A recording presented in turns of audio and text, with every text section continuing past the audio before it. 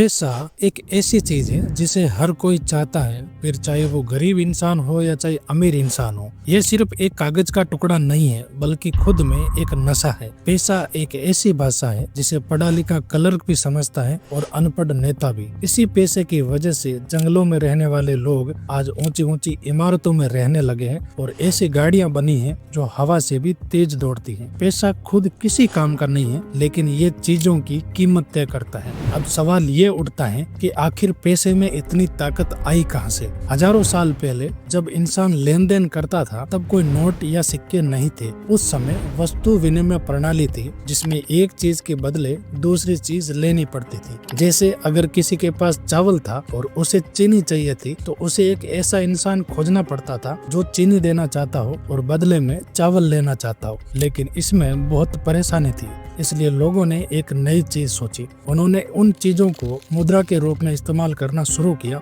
जो सभी के लिए उपयोगी थी, जैसे कि भेड़ बकरी, अनाज, तंबाकू और शराब। पर दिक्कत ये थी कि ये चीजें समय के साथ खराब हो सकती थी, जैसे कि भेड़ बकरी मर सकते थे और अनाज सड़ सकता था। तब लोगों को लगा कि उन्हें एक ऐसी मुद्रा चाहिए जो टिकाऊ हो और जिसका मूल्य कभी खत्म ना हो। इसी सोच ने सोने और चांदी के सिक्कों को जन्म दिया। लेकिन यहाँ भी एक दिक्कत थी, सोने चांदी को संभालना मुश्किल था और चोरी का खतरा भी बना रहता था। तब कुछ चालाक सुनारों ने लोगों को एक सुझाव दिया। उन्होंने कहा, अपना सोना हमारे पास रखो, हम इसे सेफ रखेंगे। इसके बदले में वे एक कागज की पर्ची देते थे जिस पर लिखा होता था कि हमारे पास आपका इतना ग्राम सोना सुरक्षित है। यही पर्ची आगे चलकर OUE यानी IOU कहलाने लगी। धीरे धीरे लोग इन्हीं पर्चियों का लेन देन करने लगे, क्योंकि उन्हें भरोसा था कि इसी पर्ची के बदले वे कभी भी अपना सोना वापस ले सकते हैं।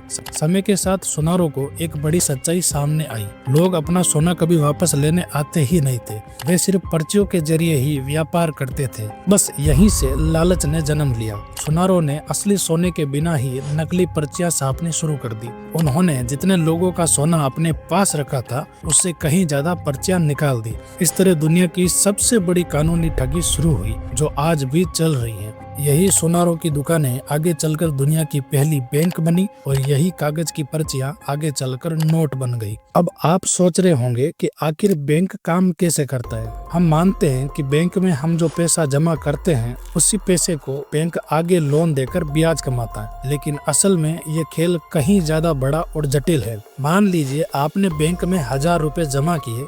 बैंक नियम के मुताबिक वह 10% यानी कि 100 रुपए अपने पास रखेगा और बाकी के 900 रुपए किसी और को लोन पे दे देगा। लेकिन इंटरेस्टिंग बात यह है कि अगर आप अपने खाते में बैलेंस चेक करेंगे तो आपको वही 1000 रुपए दिखाएगा और जिस व्यक्ति को 900 रुपए का लोन दिया गया, उसके खाते में भी 900 रुपए दिखेगा। इसका मतलब ये हुआ कि बैंक के पास असल में सिर्फ 1000 रुपए था, लेकिन बाजार में 1900 रुपए आ गए। यानी बैंक ने केवल कंप्यूटर में नंबर बढ़ाकर नए पैसे बना दिए। अब अगर वह व्यक्ति जिससे 900 रुपए का लोन मिला था, वह इसे खर्च करता है या किसी और के खाते में जमा करता है, तो बैंक फिर से 10% अपने पास रखकर बाकी 810 का नया लोन दे देगा। इस तरह बैंक आपके 1000 रुपए को घुमा फिरा कर 10,000 तक बढ़ा देता है। यह सिर्फ नंबरों का खेल है। आप सोचते हैं कि आपका पैसा बैंक में सुरक्षित है, लेकिन अगर कभी ऐसा दिन आया कि बैंक के 20 से 30% ग्राहक एक साथ पैसा निकालने पहुंच गए,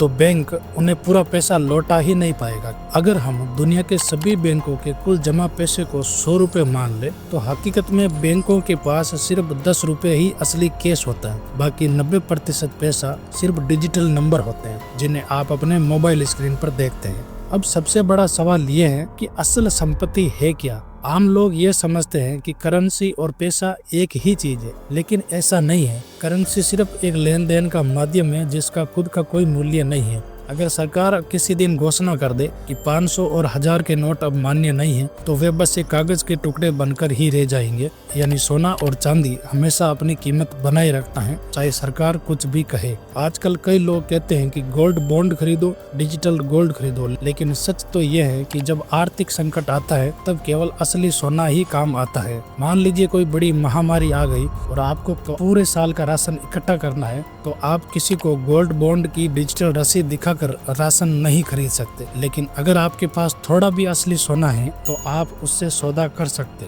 पैसा सिर्फ विश्वास पर टिका हुआ है और पूरी दुनिया इसी विश्वास से चल रही है। अब ये आप पर निर्भर करता है कि आप इस खेल को समझकर सही फैसला लेते हैं या नहीं।